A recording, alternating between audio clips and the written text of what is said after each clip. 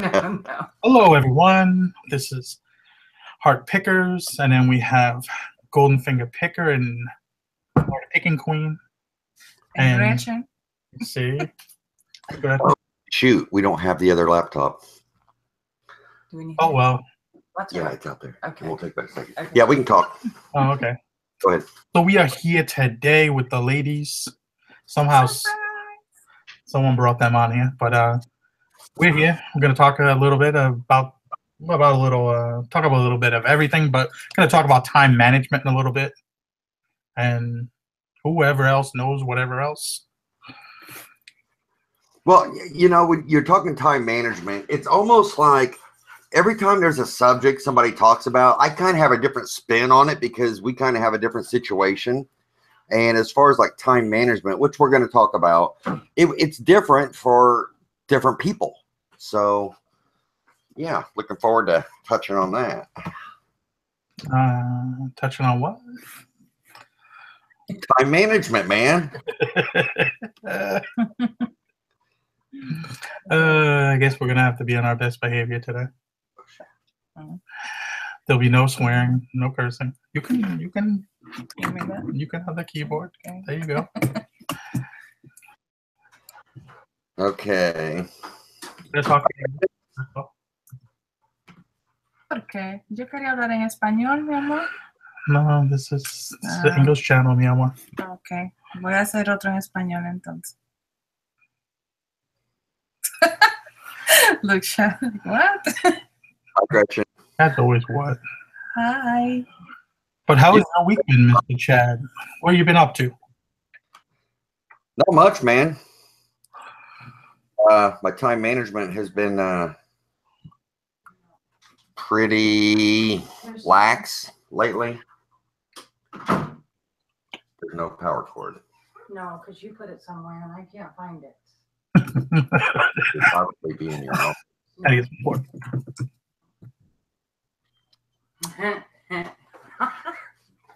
Listen. It's in your office. No, it isn't. Okay. You go look. Well, you got to talk to him. Sorry, we got to have the power cord. But talk to him, honey, because we got dead air. Dead air. Hi, Kim. How are you? Gretchen, I'm good. How are you? I'm good. Good. Like a month passed already from the. No, and summer's almost over already. I hate that. No, summer got about 6 weeks left. Okay, well, as far as school goes, summer's almost over. Yes. So. She's been messing around with school still. Yeah. Yeah. It's fun. It's good for the mind. I once I left high school, that was it. I was done. That's what Chad said.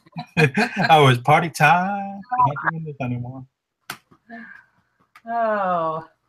We had fun today. We went out for a little bit today. Yeah. Did you find anything? Yeah, one store we did really well. Good. First store we found like a lot of stuff, and after that, the stores after that. It's not like we went to a lot of stores, and then we had dinner. Yes. It was kind of like one of these. Let's go out and do something a little different today, because we've been kind of lax this summer. Yeah. Well, we have two. We're always lax more in the summer, but there's a bunch of things we got coming up in the fall that we have to start thinking about, like Dominican apartment and all these other things that they start planning for. So it's like, and then also there's fourth quarter coming up that we got to get ready for and start planning for. It's almost a week and it'll be August.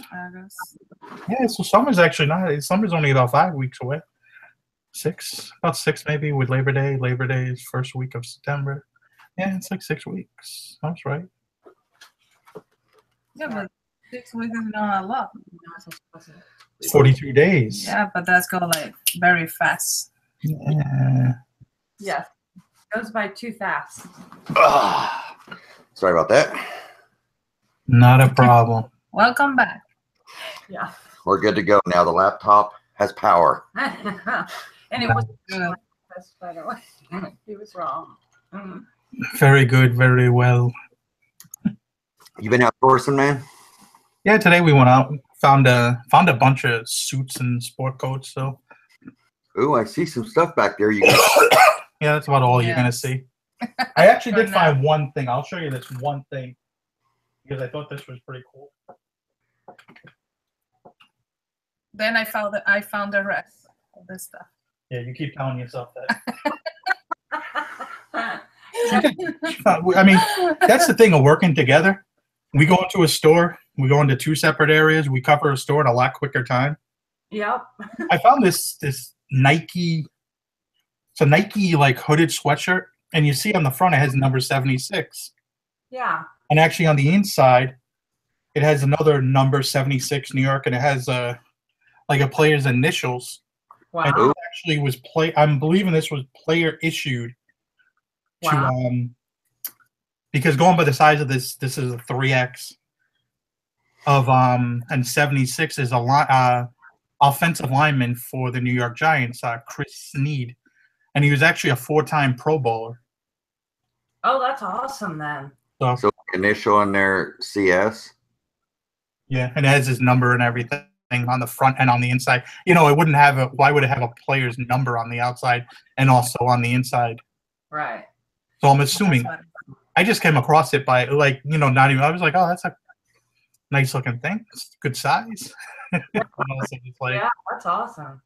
I was like, oh, I wasn't gonna buy it, and I noticed the number, and I was like, hey, look more into it and try to figure it out a little bit better. I mean, it's probably not going to go for the greatest amount of money, but it was just something cool and different that you don't come across very often.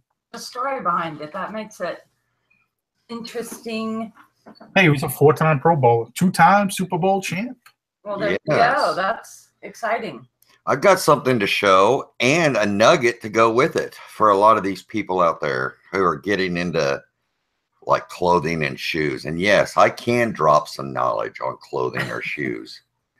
But here's some, as you guys know, I've always liked buying Doc Martens. These are here, hand me that one. It's clear on the bottom. These are the made in England ones, which that is pretty sure what you want to get. Made in England. Martin. And these are size 12. Okay. Oh, yeah, this is the airwear. But, okay, a lot of times, and this has happened to me. It really has. Yeah, no, I know. You know, as an eBay seller, you may get this, and I know Ronnie's heard of this. You get a customer saying, you know, I bought these boots off of you. Typically, it's boots, and they say I wore them one day, and the soles just disintegrated on me. Okay, and everybody gets so defensive. Okay, and but one thing you want to do, because what happens is on boots, especially with rubber soles, if they're like stored in a garage that's really hot for a really long time, they'll get brittle. Okay. So whenever you're out buying used shoes or something like that, or even new shoes in box, because I've had this happen with brand new, was it Justin boots? I think they were brand new Justin boots in the box. Got a garage sale here in Florida, and they got them and wore them, and then his soles fell apart on them the very first day. So what you want to do is, and a lot of times the soles will separate. So what you want to do whenever you're garage selling or you're in a thrift store and you come across especially used boots, flex them, flex those heels. Okay. Because a lot of times if you do that, if you flex right there, it'll split. I mean, or the seam will separate, the sole will separate. So it's just a couple things you want to do, especially if they've been stored in hot garages or hot attics or something like that over a long period of time. So have you ever seen that, Ronnie? I know you've heard of it. Yeah, we've gotten pairs of shoes like that. After we came home, we knew there's certain shoes that happens to a little bit more often than others. One is Echo, ECCO. You really have to twist their shoes because a lot of times, for whatever reason, it's whatever they make their soles with. Their shoes, for whatever reason, don't hold up very well. And also, I've heard about it with Clark's. and also Danskos. So it's just something to happen. Danskos are a little harder because their soles are not really too bendable, so it's kind of hard to tell. But I've heard people having issues with those other shoes too. So yeah, a lot of times the rubber, if they're like the black rubber, a lot of times it'll just disintegrate and just separate and fall apart. Yeah. And I know it sounds crazy when a buyer, sends that message like, oh, I just bought these and I wore them for the first time and they literally fell apart, on my feet. Yeah, but it does happen. Don't assume that they're trying to rip you off, because most people don't know that unless they experience it. Yeah. And as a reseller, and if you're out buying this stuff used, it's one of those things that you just need to check whenever you're buying them. And it's not a guarantee either. No. That it'll crumble or anything like that. It can still happen. Just don't be on such a defense if it does happen. If you have a buyer get a hold of you. Yeah. Dansko was zeroed on eBay. I have not heard. It's been a little while since we've sold Dansko. We haven't sold any recently. Yeah, I mean, the other thing you'd have to do is Google eBay Vero list and look through. The problem is, a lot of the companies on there are different than what the actually product is. Mm-hmm. It won't be like Dansko. It'll be like a different company that owns Dansko or something. You're like, well, I didn't see that. And then, but there's a shitload of Danskos on there, I believe. Yeah. Long hair, you're going to ask how they smell. He's picked up this little thing about smelling shoes. Well, and it's her fault. It's my fault. But she has this I don't know. I think she has this shoe fetish already. Oh no. But listen, she knows what leather smells like, and she knows which shoes in my closet to point at and say, I always have to get down the leather ones, and she has to smell them. So the fact that she is, 16, it's almost 17 months old, and she already knows what is leather and what isn't. She's so funny. But yeah. Addie is a princess. Okay. Question. Do you have a question? Are you there, Ronnie? I can't hear you. Yeah, I'm here. Oh, okay. No, I was looking up that Dansko thing. I mean, this currently, 36,900 have sold in the last 2 months, and there's currently 33,000 on there. So I'm not sure if it's a Vero brand or not. I couldn't Google it fast enough to figure it out without probably spending 5 or 10 minutes trying to figure it out. They have like different prices. That's not what we're talking about. Cool. Oh, okay. But I'm trying to find out. Yeah, Mark Swinson says, I just refunded $40 for a pair of women's Doc Martens made in England heels that were definitely vintage. The buyer said the bottom of the heel fell apart at first use. It's very, very possible. And nowadays, I don't even question it. If somebody sends me something like that, because typically they'll send you a photo too, because it's like, what? The first time it ever happened. And I'm like, no way. And sure enough, after some research, it's like, yep. I don't even question it. Typically, if they send it, they'll send a picture. It's like, I am so sorry. But with these, you did, anything can happen sometimes. So. Here's a question for you, Chad. Have you ever had somehow I got this chat's all messed up on my end. Oh, here we go. Chad, have you ever had a problem storing electronics in a hot storage building? I guess your garage could be a hot storage building. Yeah, it's not too much of a problem for a short period of time. A lot of grease, and then a lot of the belts or bands, on the other side, rubber, and in a hot environment over time it will disintegrate them. Of course, over time in a temperature controlled place, they can still disintegrate, but the hot will definitely affect it. So I store my stuff, but as far as like the stuff I have for sale, like our storage unit has a lot of my personal vintage electronics in there, my reel-to-reels and stuff. That's a climate controlled indoor storage unit. Climate, yeah. But as far as like stuff I sell, because I'm kind of a quicker flipper, I'll put it in the garage. And I'm saying months. I mean, so if you get something, a VCR or something, it can sit in your 100-degree garage for months and it's not going to disintegrate. But on vintage stuff, the grease will harden up over time, and the hot temperature will exasperate. Would it affect like the belts and stuff like that on like turntables and so on and so forth? It will over a period of time if it's extremely hot. Now, or if you're talking about will it melt the rubber? I mean, rubber's got a melting. A lot of times you'll come across, and if you've done, sticky. if you've ever done electronics, vintage electronics, a lot of times you'll open it up and a belt will just be all goo. Yeah. Okay. That's not from it getting too hot. That is from the rubber actually breaking down, chemically breaking down. That's done over a period of time. Now, hot temperatures can really speed that process up, but I mean, years typically.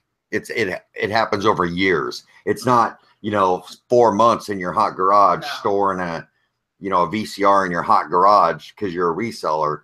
That's typically not going to do it that short period of time. Okay, so don't be having that thing listed for 5 years. Yeah, 5 years. I mean, and also you still, if you do have it stored in your garage for 6 months, if there's even a question, if you sell it, plug that sucker in and run it through its cycle again before you ship it, just to make sure, so. But no, I have the crazy card's asking, did you ever find something that actually worked to get the sticky off plastic or rubber? What that is that sticky is the rubber breaking down. Yeah. It's chemically breaking down. And there's not the best way I found is you can actually do a chemical treatment of it, or you can put like a lacquer over it. But as far as, because you can use rubbing alcohol. Somebody said a lot of people told me to use this, use that, use this, but unless you can turn that rubber hard again, or that plastic hard again, it's not like it's just a film. I mean, you can rub and then it's going to be the same way right underneath that. So it's a chemical breakdown of it. So basically, once it starts breaking down, there's nothing you can do. Yeah. Yeah, Mr. Sadie says cassette players will go bad from poor storage. I bought several, even new in package. And that's true, because if you think about it, what are you smiling at? We're just laughing with each other. Oh, isn't that special? I thought you were pulling a Tanya on me, man, laughing at me while we're live. No, that's a good point Mr. Sadie made. Cassette players. If you think about it, cassette players are 70s, 80s. A lot of times when somebody's done with it, we're talking that's 30 years ago, 40 years ago. So there's a good chance that it was put away 20, 25 years ago, maybe.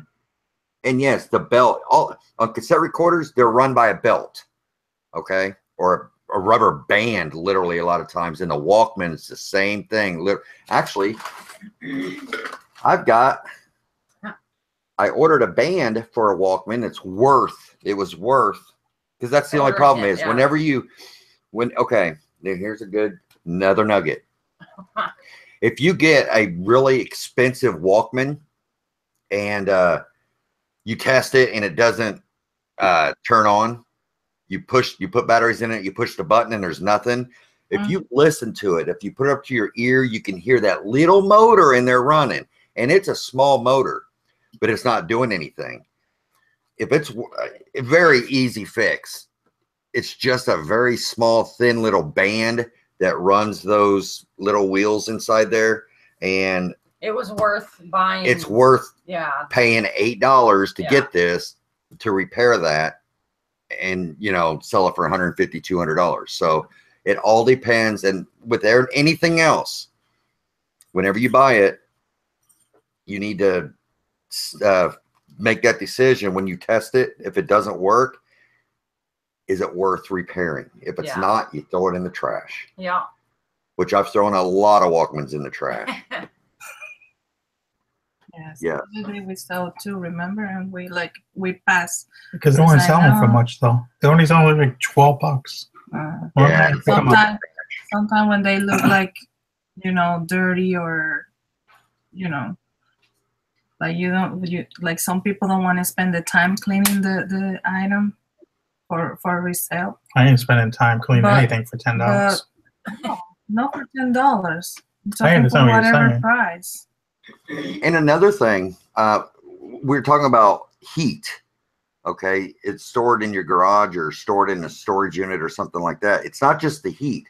If it's sitting out there and it goes through the summer, then it goes through the extreme winter, and you take a small piece of rubber like that, that's going to end up getting brittle after a few years. It's just the extreme temperatures. It's going to brittle up and either stretch out. You can open one up and it's like, well, that looks good, but it can be stretched out. So it all happens. Okay, Ronnie, you have a question up here. Oh yeah, I see it. Krillin picked up a Brooks Brothers cashmere blazer with gold buttons. It was missing a sleeve button. Would you look for a replacement, sell as is, or cut off on the button? I mean, I just sell it as is and move on. Discount it a few dollars and sell it as is and just sell it. Yeah, I mean, if you're cheaper, move it on. If you're big into, you know, buying the blazers and stuff, if you got something you have to throw away, cut the buttons off and just stick them in a box. You know, if you come across another one sometime or. Well, the thing is, people sell you the buttons off of jackets. The problem is, unless you're going to be paying, you know, $10, $20, $30 for a button, which are not going to, you know, the money you spend is going to be the same money that you're going to get extra for that jacket in the end. Yeah. There's a lot of time and effort for not really much gain. You just have to decide. You have to make a decision. Is it worth repairing or not? And some people it would be, some people it wouldn't. Yeah. Sometimes we get more money for the selling just the bottom than That's happened. That has happened. Yes. We got like $40 for some Brooks Brother, right? The Brooks Brother. We got $40 for some Orvis buttons. The Orvis version too. So yeah, can make money on that too. Very cool. Okay. Well, what's the topic, Ronnie? We're going to talk about time management, how we do our time management, because you guys are more part-time, I would say, I guess, and we're more full-time. So just how we manage our time and how we go about managing it, I guess. So if you want to, you can go first. Oh, we can go first. Okay. Chad and I think do time management exactly opposite. Oh, you're gonna throw me under the bus. No, we're on two different pages as far as that goes, because I'm very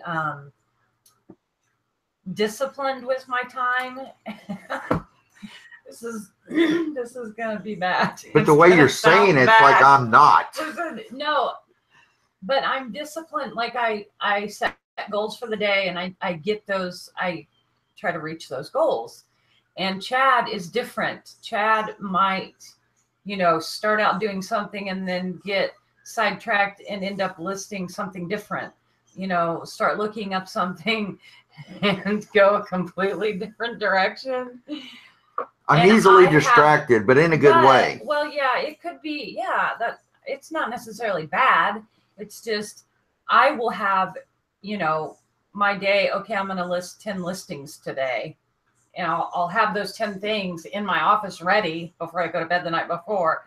Chad is just different. We're just different when it comes to organization and discipline. Go ahead. Well, it sounds bad, but it's not. Yeah, I think I'm self-disciplined, because what it comes down to is when I need to do it, I will do it. But when I have a sense of it's not like there's not an urgency, then I will do it the way I feel like. It's almost like, yeah, squirrel. No, it's really almost like I work much better under pressure, when it comes to if a goal has to be met or something like that. So sometimes it takes me a nudge to get it going, and well, I just think everyone's different. Yeah. What works for Chad or me might not work. I mean, people are different.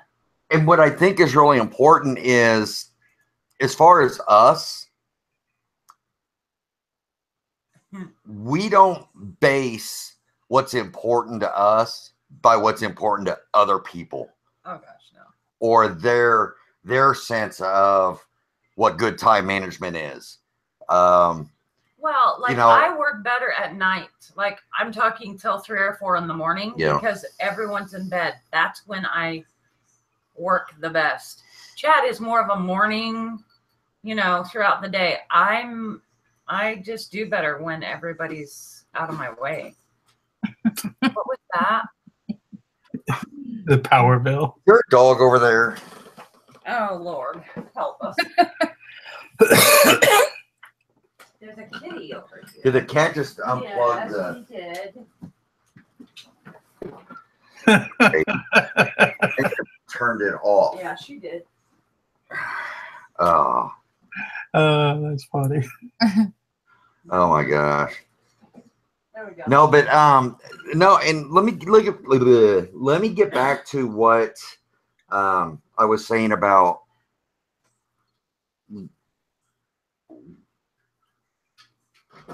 Spit it out. we don't we don't base our time management or our priorities by what other people say this needs to be a top priority of yours, or somebody else out there saying this is the way you need to do this to be successful, or we've pretty much plowed our own road the way we've done it for a long time. And it's not so much that we're not looking for a new way to do it, but we keep an open mind as far as I mean, we're definitely open to. Yeah, but there's also times where I need a kick in the ass too, and Ronnie's right there to do it. He typically knows. No, it's true. It's true. Because I'll make a statement to Ronnie or something, say, I need to be doing this, and he'll follow up. Well, did you do that? Yeah. Or something like that. Well, and accountability. I mean, sure. Chad, I do that with Chad. Chad does it to me, and just having someone, especially that support and sometimes it kind of seems like nagging, but that's okay.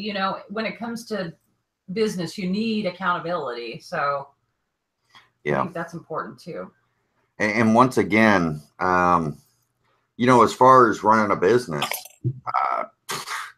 we don't base our success on what anybody else is doing or what they say you have to do to be successful in this business.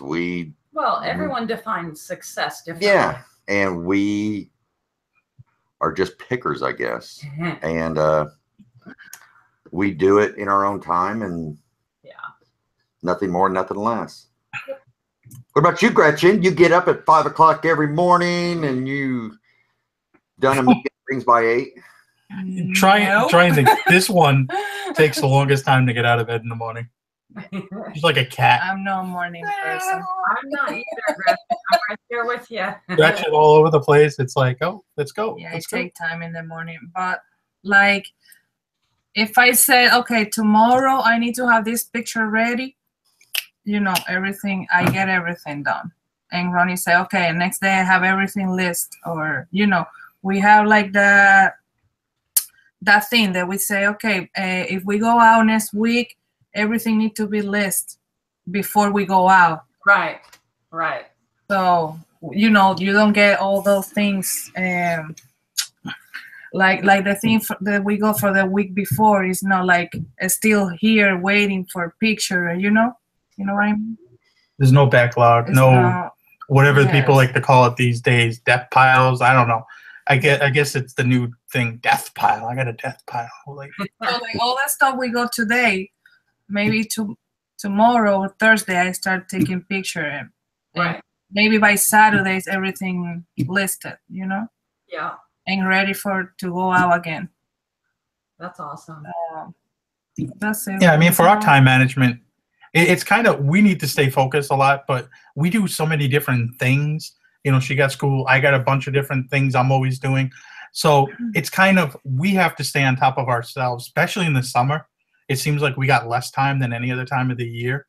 And it's kind of, you know, okay, we got, like today we went to 3 stores, we picked up 27 items. I looked at everything already. I already have an idea over an hour what everything's going to get priced at and everything. So tomorrow, probably over 6 hours or less, I'm going to have all the drafts made up for those. So when she does pictures later this week, I just have to add the pictures in and make them all live. And then, you know, and I'll probably pick up more stuff as the week goes on. But it's all, for us, it's all about getting stuff listed as fast as possible. It's no kind of waiting around. Things get listed quick. I mean, it's, I don't like having things listed. It's like money just sitting there, and it's like, oh, you got to get that stuff listed. No YouTube videos, no nothing. If I need to get stuff done, I'm listening to music and that's it. I do not pay attention to anything else. I don't watch TV, and Wow. you know, it's all about just getting stuff done. We worked actually better, and we were talking about this at dinner tonight. We actually worked better when we had the warehouse, to the fact that we know there's some time before we kind of start our trip, and you know, the possibility of certain things going on where I may need a second surgery down the line, that we might be here longer than I thought, you know. So we were like, okay, maybe we need to get a warehouse again, because we actually work so much better when we had the warehouse. It's like, okay, Monday through Friday, 8 to 4 or 8 to 5. And we actually get a lot more accomplished, because the house, dude, there's so many things that sidetrack you. It's like, Special for me. especially lunch sidetracks you. Lunch all of a sudden becomes a 2-hour thing. Let's go out to lunch. And next thing you know, you kill 2-3 hours. And then you're milling around here, there. Oh, let's go to the mall. Let's go this store, that store. It's like, what happened? Or if I'm taking pictures, oh, let me take a break. So I sit down, watch TV. Like 2 hours pass. Oh my God, pictures. And go back again. So you lose time to doing, you know, like that. Yeah, and it's not. I just saw this in the chat, and I think this is a really good point. Wayne Brain says, I just have piles, never enough time in the day. You know, when I hear somebody say that, there's just not enough time in the day, I'm thinking to myself, oh my gosh, I would hate that person's life. Because if you go through life saying, oh, there's not enough time in the day, oh, there's not enough time in the day, and I'm not talking about you, Wayne. No. I'm just saying in general, when I hear somebody say that, I'm either thinking they're working themselves to death, literally, or they're not. Here's what I'm thinking. We all have 24 hours a day. Sure. Okay. Nobody gets any more. Nobody gets less. We all have 24 hours a day. It comes down to how you discipline yourself as far as managing that 24 hours. If you only want to sleep 4 hours, or you only need to sleep 4 hours, then you have 20 hours to work with. You know, to work with, not work, because there's more. Right. Yeah. There's more. Yeah. There's more to life than, you know, just working. But yeah, if I would, it sounds like he might be working way too much. Yeah, I mean, I don't know. and I I'm mean, just talking about that mentality Yeah. of the mindset when somebody's saying there's not that. To me, that tells me that there's stress involved, that Mhm. that they're not getting done what they want to get done. That what else? I mean, it's to me that it makes me feel like Pressure. Yeah. And if I'm sitting there saying, "Oh, there's not enough," I mean, to be honest with you guys, I told Kim, I said, I've got like some very expensive, really cool stuff I'm going to It's a get list. listed today. Well, guess what? I went outside this morning and I was drinking my coffee and I checked out Amazon Prime Video and then I saw this series that's on. It's Okay. like, that's what I did today. That, That's what I did today. listen. And with Go me ahead. saying that, I can sit here and I'm not going to BS anybody. Okay, I'm not going to sit here and say you need to do this, this, this, this, and this. This is what you need to do to be No. successful. No, because I would be a freaking hypocrite because I don't do this, this, this, and this a day. But what I do is when I need to, or I need to put my nose to the grindstone, I'm the best there is. Okay, but when I don't, it's all about me. It's all about it's us. all on. You know, and it's a balance, you know, when it comes to your time management. Someone said, Chad, maybe some of us are part-timers with a job.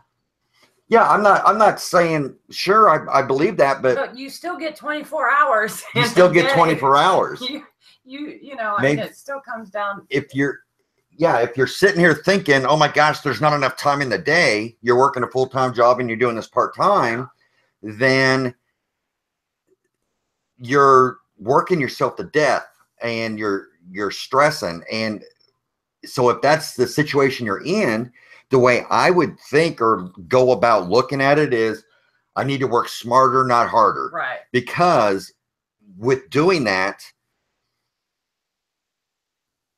that's how you're going to relieve the stress. Because I mean, well, you bring that pressure down by eliminating, not necessarily eliminating something, but yeah, I don't know. Maybe I'm not getting the point across. Do you know what I'm saying, Ronnie? Well, I mean, it comes down to whatever your needs are, and you have to figure out what works best for you. I know when I had a job, that thing I freaking absolutely hated. When I used to come home, I used to make time. I used to work, I don't know what I worked, 5:30 to like 2:33 in the afternoon. And then if I didn't work nights, I would maybe by 5, you know, take a little time, relax, 5 to 7, or maybe it was from 6 to 8 or whatever. I would take 2 hours, take pictures or do some listings. I wouldn't do that much, but it becomes a system that you say, okay, I'm going to do this 2 days or 3 days a week or 4 days a week. And you put a little bit of time into it. And just before you know it, it becomes a routine for the most part. You know, you just have to carve time out. But there's so many part-timers that work 40, 50-hour job. I was working 50-hour job and I found time to do it. It just depends on what your priorities are. If you're going to sit on the couch and watch 4 hours of TV every night, that's 28 hours a week. I bet you could probably do without half of that. Right. Yes. I do want to make a point. Wayne, he's doing this part-time and has a full-time job, and he's planning on going full-time reselling at the end of the year. Yeah. Now, don't mistake what we're saying. No, not at all. Don't mistake us saying work harder, work smarter, not harder. I totally respect you have a goal you're wanting to achieve, and you are literally working your ass off. Working full-time and doing this to get where you want to go. Okay. Go ahead. Total respect. If that's your ultimate goal and you're doing what you need to do to be able to achieve that goal, to be able to get out on your own. Well, the good thing is, you know where you want to be. Yeah. I mean, and you might be working, you know, double hard right now because of your goal that you want to meet, you know, by the end of the year, being a full-time reseller. So, you know, something temporary like that, you know, where you see the end, you know, you see the end of that overworking yourself, you know, that's going to pay off. So it's different for everybody. Um, And some people but have. no, I didn't mean to sound like, I didn't mean that in a negative way when I said we all have the same. Sure. Because people, you guys that are working full time and doing this are Yeah. commendable. I mean, seriously. But there's still only 24 hours in a day. And when you're saying there's just still not enough time, don't quit worrying about time as far as this is all you have, because there's nothing you're going to be able to do. You can't pay an extra $1,000 a month to get an extra 12 hours a day. It's never going to happen. Yeah. So you've got to manage that 24 hours. And I mean, I remember times where it was 3 hours sleep and at it again, because that's just what I had to do. Yeah. So, but I hear you, man. We're beyond that. Well, at the moment, we're beyond that. It could get, place could burn down. We could have nothing tomorrow, but then we're back to doing what we know how to do. I mean, work our butts off for 24 hours in a day if need be. So, I mean, it's all about where you want to be, where you're going, and how you want to get there ultimately. I mean, I know for myself, I barely watch TV, and you know that. I mean, TV just, I remember every day I had to get up and watch Sports Center. And now it's like, I don't even care about Sports Center. I don't even care about sports anymore, really, too much. Only time I listen about the sports, or if I'm in the car driving from one place to the other, I'll listen to the sports talk thing for a little while. Unfortunately, it's Boston. Most of my teams don't play in Boston. But, what are you going to do? But, you know, sometimes when you do this, you give up certain things just that you have more time to spend on your business or more time making money. You know, it becomes a balancing act. Yeah, it does. You don't want to work 15 hours a day, unless that's what you need to do. You know, so it depends on what your goals are. You know, we all have different goals. We all have different plans. Right. No, I was just going to add that I go to school full time. So it is whenever I'm in school. I mean, I start in August. I don't do a third of what I do in the summer as far as our business. Because our priority. Because I'm so close to being done with school that, I mean, at that time, that's my priority. Yep. So, you know, I mean, I guess you could compare it to a full-time job. So, but I would say it is. It's a little stressful. It's more stressful just because I know there's more that Chad has to do when I'm in school. But I also know the end, you know, the reward at the end, you know, when I'm done with school. And so it just all depends on where you're at and where you want to go. And, you know, we all have different goals. Yeah, the bearded picker said he's been sourcing for 18 hours today. I would say that knowing Scott, he wasn't forced to do that. He chose to do that. I think he's very driven. And you're not going to hear him complain that he did that. That's what I mean. So he's just self-motivated. Yeah. That's awesome. Yeah. Mm-hmm. Yep. Krillin asked, how long do you need to wait till you give a second chance offer when you didn't receive payment yet? You need to wait until the case is closed against them for a non payment for it to be closed before you offer. Because as long as it's open, he still has the option to pay. And if you sell it to the next person on the list, your second chance buyer, and then this guy decides to pay, then it's going to fall on you. Yeah. So, yes. Come on. Some people don't have more time to give up. Some of us are listening and are working 50 to 60 hours at a job. We're not saying that it's easy.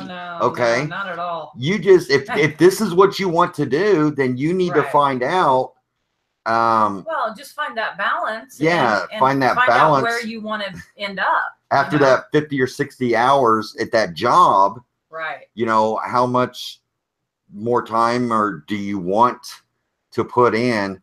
And I actually know Bill-O-Tex. Yes. So I would say, knowing him, I don't think it's a matter. It's a goal that you want to end up reselling, but it's not necessarily a must that you're having to put all these extra reselling hours in on top of the 50 to 60 hours a week, if that makes any sense. So, I mean, I worked. Bill, though. I mean, I've been there before, and you know, it just depends. I mean, there was times where I didn't list for 6 months. 6 weeks, just because I was working 70, 80, 90 hours back then. Yeah. I mean, I worked, what, 4 or 5 months without a day off before? I mean, it just depends on how driven you are. And I was working too, so. Yeah. So, I mean, you know, I just worked because I wanted a new car. Right. I mean, that was the only reason I did eBay, was to get a new car, and I got a new car. It was like, hey, check this out. Well, I think too, an example, I would say, like when I'm in school full time, I put a lot of effort into school. And I do that for a couple of reasons. One being, I don't know, I've always been a perfectionist. And so I expect more out of myself than I should. But also because there's also a motivation there. I know that yes, the end game, I will be doing something else that I love to do. But also, I mean, I get scholarships, I get grants, not grants, scholarships for, you know, making the dean's list. I mean, there's all kinds of, you know, it just depends on where you're at and where you want to be and what your priorities are at the time. That kind of gives you some direction and in your time management. And priorities change. They do, yes. I mean, yes. And also, you guys are resellers. I mean, that's what you do. You, what's the word I'm looking for? You're constantly running things through your head, and you're coming up with solutions. You're researching, or you're trying to figure out what to do. That's a part of this hustle. And I would say, and you know, if when it comes down to, if you like are working part-time, I mean, you're working full-time and you're reselling part-time, and you're trying to make good money doing your reselling, I think what it comes down to is the same thing we always say: if time is a commodity, work smarter, not harder. If you're a part-timer, you're working 50 hours a week. This is just an example. I'm not busting on bin shoppers. No. Don't go to the bins and buy 50 pounds of clothes and then feel pressured to list 300 items that you have sitting in the middle of your living room at $10 a piece. Okay. Work smarter, not harder. If time is if you have time to process 300 pieces of clothing that you get per trip to a bin, then time's really not an issue. But if you're really strapped on time, be looking for the better deals out there, because they are out there. You may have to pay up a little bit, but the profit margins are going to be bigger too. Yeah, so then you have only one listing to make, and then you've made your look at higher quality. Yeah. I'm done with this subject. Okay. Well, I'm seeing so many people in the chat talking about being, you know, they're working a full-time job. I mean, because a lot of people are saying 60 hours a week, 60 hours. And that's full-time plus 20. Right. You know? That's huge. So I'm lucky to put 20 hours in a week, period, let alone 60. But what it comes down to, I mean, it's works. If you're working 60 hours a week, you need to look at working smarter, not harder. And I'm not saying that disrespectful to anybody saying you're not being smart. just if time's an issue, then that amount of time you're able to put into reselling needs to be quality time and quality stuff. I hope that makes sense without sounding like we're trying to talk down to anybody, because that's not. No, we're not. No, we were just trying to chat about it. That was it. Oh, dang. 48:50. That went quick. I think we just talked their ears off. Sorry. Was that all us? Holy cow. Yeah, I didn't realize it was that late. Sorry, Ronnie. So what are your guys' plans? Gretchen, are you excited about going on this road trip with the RVs? And Oh yes, can't wait. now there you're going to have to work smarter, not harder because of time, but because of space. So there's a lot of different contributing factors why you may have to be picky or work smarter, not harder. Yeah. I'm working on a plan that may work and may not work. Is why we're looking at getting a place again to have somebody work for us. We send the stuff back for them. They list it while we're on the road, and we'll check in here and there and ideas. Hire somebody to be in charge of that. And you know, it may work, it may not work, but I got some time to try to work this out. Thing is finding the right spot again and listening to my wife on the warehouse or office space that we do find. I'm not having any issues. I mean, you know, you could have a goal. That's awesome. Yep. It's time to buy RVs in the middle of winter. Right. Especially up north. Oh goodness. Okay. I want to say this again real quick. I wasn't busting on bins or anything. It was just an example. Yes, I do know that there are other things besides clothing that bins. Oh yeah. So I was just, if you go to a thrift store and buy 100 pieces of clothing, or you know, a bunch of cheaper items. It's Dollar Day and at Goodwill, and all the clothes are $1. You know, you go there and you buy 50 items of clothing and you have to make 50 listings. That is going to take up time. You know, instead take that $50 and buy something. I don't know, buy something else that is maybe a vintage electronic or something. Put $8 or $10 in it. Have $8 or $10 in it and sell it for, you know, whatever. Yeah, I mean, 50. And that's almost, I don't know, kind of reselling 101 without busting on anybody that buys or sells lower end items, because we have. No, it's just, if I had, we do. If I need to make $200 during this week, okay, would I rather do it with 3 items or 20 items? I'd rather do it with 3 items. Well, yeah, you're working less. So that's kind of where you want to. Yeah, that's kind of where you want to be, I think. Yes, I understand it depends on where you live. But man, there's still. Yeah, I mean, if you need to, if you live in a place where $200K in a year just doesn't cut it, then reselling probably isn't for you unless you're reselling cars or something else. Unless you're flipping. Or just really killing it at the lower end items. I'm talking working, because I haven't seen anybody that does that kind of money that isn't selling good stuff. I mean, sometimes people find something, but it's usually they don't find a lot of good stuff. That's the problem. Well, it depends on, I mean, if you're talking just going to a yard sale or just going to a thrift store, yeah, you may not find that kind of stuff.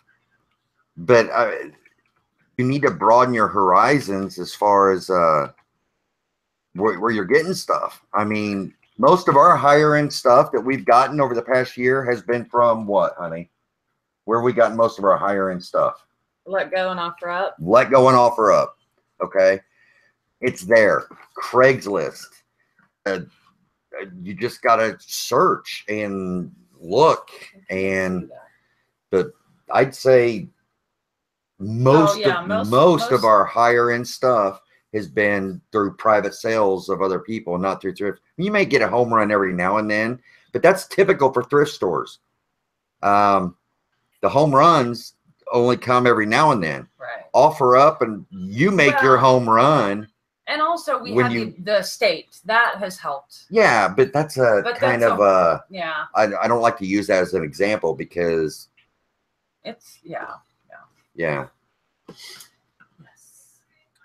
They're talking about where do you live? It's 200,000. I mean, there's a lot of places where, I mean, there's not a lot of places, but there's some places in this country where making $200,000 is not. You're not going to get by. Like, if I lived in one of those places, I mean, we talk about where I live and where we live, where the average home is pushing, like almost 400,000. That it's high, but there's other places like parts of like San Francisco and stuff like that. The average home is like $1 million. Oh yeah. I mean, I was watching some show on TV and they were talking about where like Google is and everything, and they're renting apartments like basically what we have for like $4,000, $5,000, and I was like, holy shit! Basement 1-bedroom apartment for like $2,800. I was just like, if I lived anywhere close there, I would have be out of there. But you don't know the people's situations to where if they got kids in the area or whatever it may be, they grew up there. But there's certain places in this country. Boston's another one. It costs a lot if you live in Boston or even on the downtown North Shore, South Shore. Some of those areas can be pricey. Yeah. Oh, yeah. Well, and we don't know their situation, but wow. I'm getting a little, I'm not going to say I'm getting frustrated, but I mean, somebody says, I'm not having any luck on Offer Up. They just want too much money. And I've heard that a million times. And if you go to our Offer Up and just scan, I would say the same thing. Yeah. But you can't just look at it and then just pass it by because the price is up there. You need everything. All of our great deals that we get, if we would have just passed it up because they were asking so much money for it, then we wouldn't have gotten those great deals. Right. You need to learn how to negotiate. You need to learn how to. Well, you need to break the ice with those people. Man. If you see something that, is crazy expensive on there, shoot them a message. I mean, we've never bought anything for asking price on Offer Up or Let Go. Way. And I can almost say I've never even paid half of what the person's asking. I don't. I mean, it's just you've got to use the negotiating and use. You guys I don't know. have it. You got to use it. It's there. Just, I mean, Ronnie, it's like people saying there's just nothing in my area. I just don't buy it because it's there. You just need to find it. Well, the thing is, it may not be what me or you find, but it's B or C or D. Well, there's so much stuff out there, but it depends on what niches that you're in. I mean, if all you do is buy salt and pepper shakers, then you're probably in trouble. That's why we're always saying you need to be constantly expanding and learning. Do not niche yourself in a corner. You have to be open to selling other things. And if your niche is salt and pepper shakers, you can still keep that, but you have to be open to buying other things and flipping or you're not gonna, your business. That's the difference between a reseller and a picker. Okay. A picker will buy anything that makes them money. A reseller is somebody who all they do is buy and sell salt and pepper shakers. Okay. Ultimately, or anybody, I mean, you could go to Walmart and buy deodorant off the shelf and sell it on Amazon, and you're a reseller. Okay. So I don't know. So if you're only wanting to do one thing, I mean, if Ronnie's clothing's dried up, he would be selling other things, but he can get what he likes to get. He's able to get what he wants to get and make money off of it. But if it dried up, Ronnie would be doing something else, buying other things. Yep. I mean, already started by selling other things. Yeah, I mean, that's the difference between, reseller and. Well, I'm not saying reseller disrespectful, but No. anybody can call themselves a reseller. Well, I don't think that's disrespectful. That's factual. Well, I mean, in my mind, there's a big difference. And a picker, I agree that it's different, it's totally and different, but not disrespectful to either No. one. I would say more reseller is someone that sells on Amazon. Or, I mean, you may selling. I don't know. I don't think there's too much difference between the names. Well, there isn't as far as what it is. I'm the reseller. In the definition, I mean, if you dig into the definition, I think there's a big difference, because most of the people that are having issues trying to find stuff or buy stuff are only looking for this much when there's this much out there. That's the difference. But here's a really good question. When one comes across a large sum of items, is it better to list them all at once or spread the listings out over several days? Ronnie, I'll give my opinion after yours. When I list stuff, I list it all at one time. I don't care. I don't care what time of day, anything. Like when I used to list, when we had the warehouse, it was basically go out 2 or 3 days a week, and then I'd list 2 days or maybe 3 days. It just depends, how our thing was. But we had certain days that we'd list and certain days we'd go out. We almost kept to that plan, because you're putting a plan in place, and this goes back to the time management, that you're not getting up being confused on what you're going to do. You already know what you're going to do that day. Okay. Monday, Wednesday, Friday, we're listing. Tuesday, Wednesday, Saturday, we're going out looking for stuff. And that was basically how we worked it. And, okay, well, Sunday we're going to be off. Maybe Saturday's just going to be a half a day. We're just going to do yard sales. And we kept to that plan. When we said we were going to work from 8 to 4 or 9 to 5, we kept that plan all the time. So if I had a stack of 50 things and it was my listing day and I had 8 hours, guess what? All 50 of those things were going to get listed. Yeah. And I list, and people will say, how do you list so many things at a time? I list things by things. So I'll go through all dress shirts first, and I'll even put if they're the same brand, I'll put them one after the other. So when I'm going through it, I just press sell similar, change a few words, change the pictures, add to the measurements, and list the next one. And I can do that to where I'm listing probably one every 4 or 5 minutes and just going through. And I already have an idea what I'm going to price something. Now, if something comes up that I'm not sure of the price and I have to do more research, I'll throw it to the side and come back to that later, because that's going to break my rhythm down. Mm-hmm. I don't try to space out my listings or anything like that. I mean, some people say it's good. Some people say it's, I've done it that way, and I still got sales every day. It didn't really matter, because another thing is we do 30-day listings, and we've done 10-day listings too, where things are constantly stopping. So we're constantly putting them back on. So it's kind of, you're constantly listing something technically in eBay's algorithm, or whatever you want to call that word, because I probably screwed it up. No, and it also a lot depends on what's the actual items you got. Okay, if you bought a ton of a whole box full of desirable vintage vacuum tubes, for old radios and stuff, and there's really not many listed, you might want to list one, or as each one sells, list another one, because on something like that, if there's not really any listed, you can actually flood the market with 20. So you can create, you're going to if there's multiples, then the price per item can go down. So it all depends on what it is. If you come across a box full of 1970s concert t-shirts, I would not list them all together. I would list one at a time. So it all depends on what it is. If you're talking about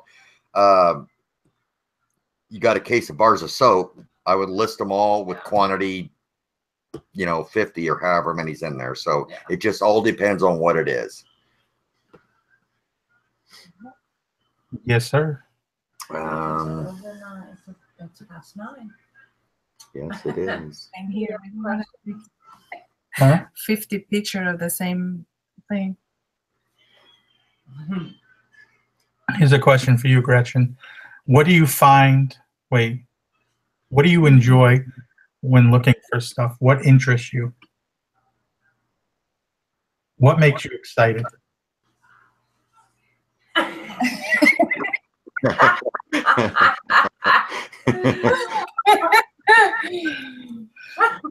Oh my God. I think the competition with you. Who finds more? That's me and Chad too. Oh yeah. This episode, we go through certain areas. Like she'll go through short sleeve shirts. I go through long sleeve shirts. I'll go through the suits. She'll go through the sweaters. We'll both go through like jeans and then sometimes there's things I pass and then she'll come up to me. You forgot this. Gretchen's been good at finding the older antique cool stuff like the old bottle. You found that bottle, right? Yeah. So you find a lot of the older cool stuff, I think. You like finding the old stuff? I like if I see something that looks like unique, different, I'm very curious, like that may be worth something, you know what I mean? The bottle. So yes.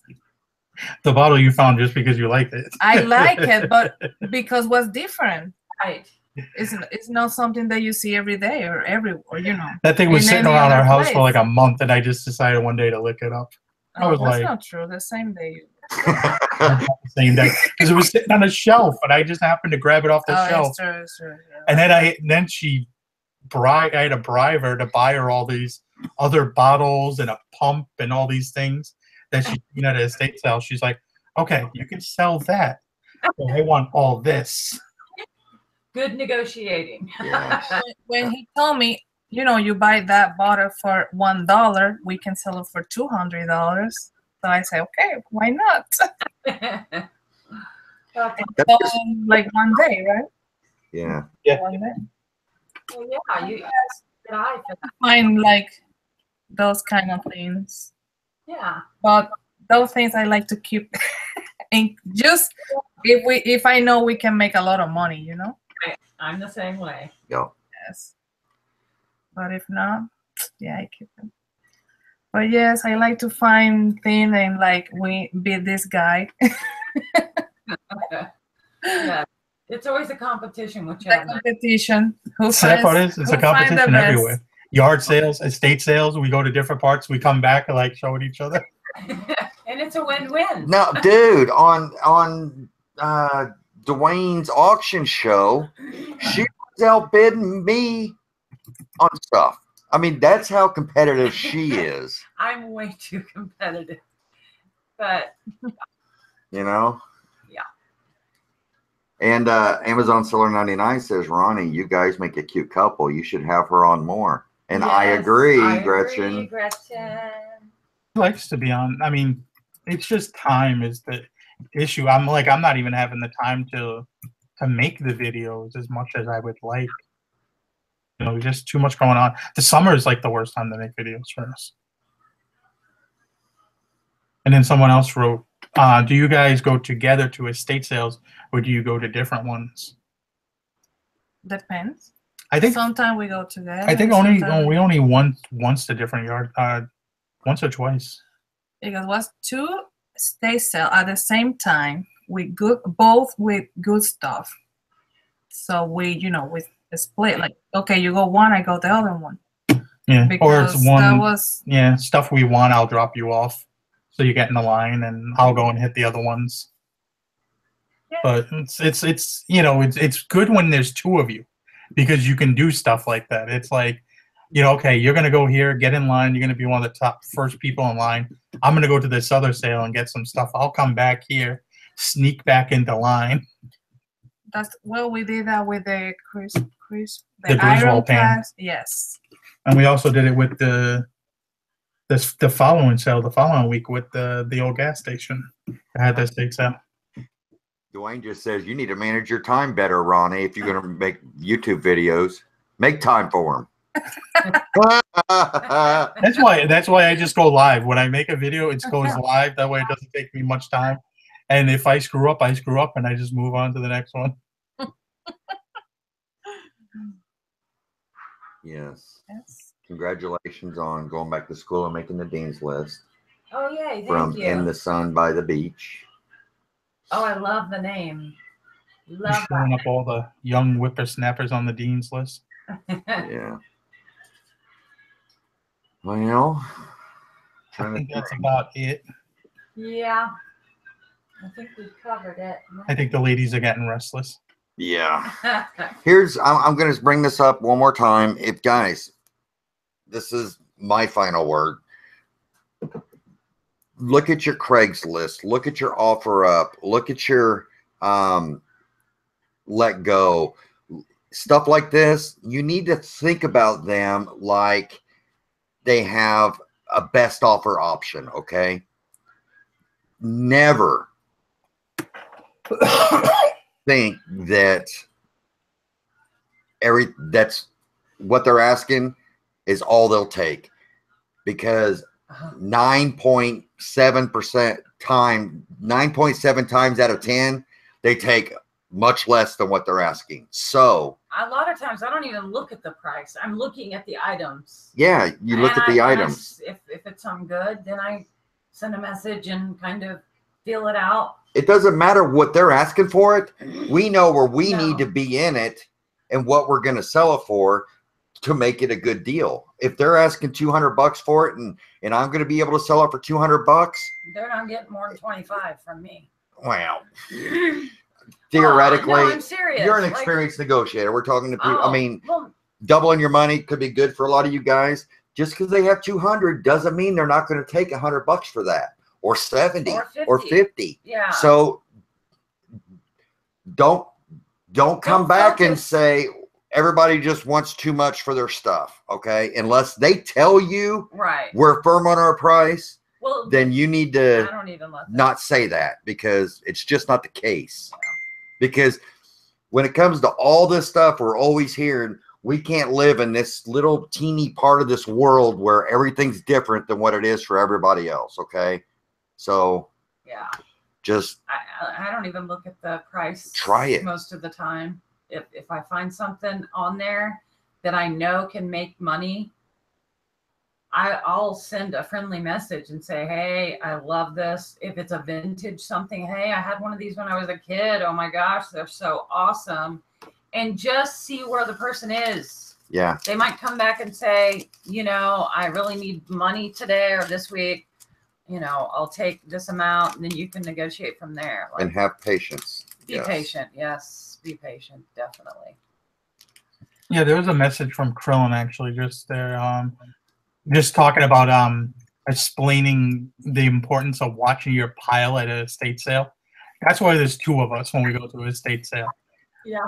And a lot of the estate sale people that we know, because we went to them for such a long time, they'll even, and if I get a bunch of things, one of them will actually even take it to the front and actually hold it behind where you check out and stuff like that. So, you know, sometimes just being friendly and being you know, just being very friendly with the staff at the estate sale companies, they get to recognize you and they'll help you if they can and stuff like that. And if other times, you know, Gretchen will form a pile in a certain area and Gretchen watches it. Yeah. You know, it's just. Well, I have the stickers that say sold, and I start to mark everything we want. So that's yeah, but easy. it doesn't always. There's been people that have took stickers off of things before. Well, true. You I've have to took keep stickers off of people's things mi before. amor.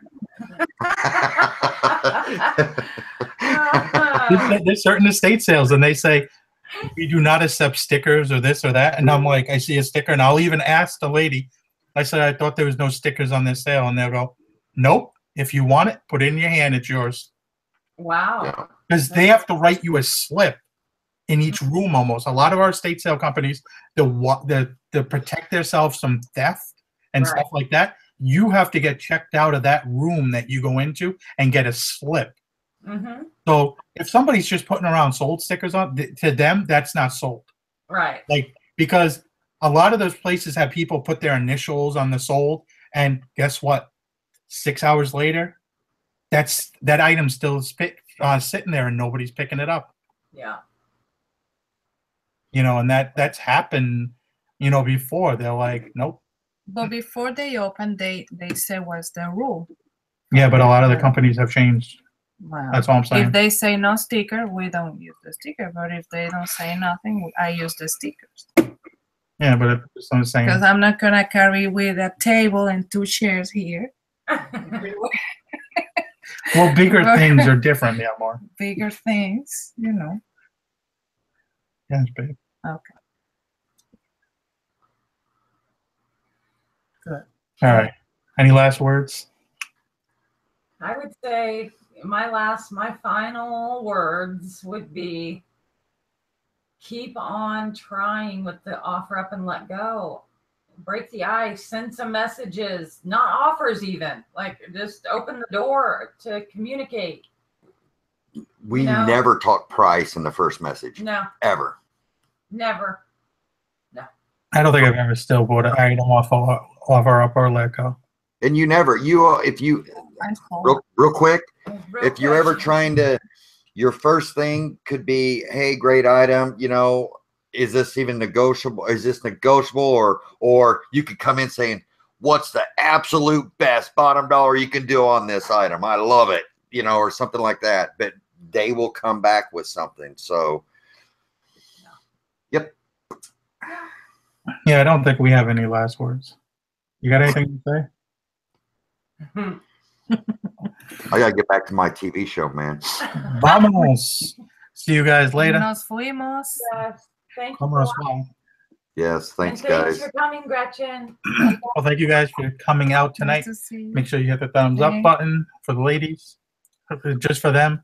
Yeah. Don't worry about us. But like, comment, subscribe. See you guys later. Bye-bye. Thanks.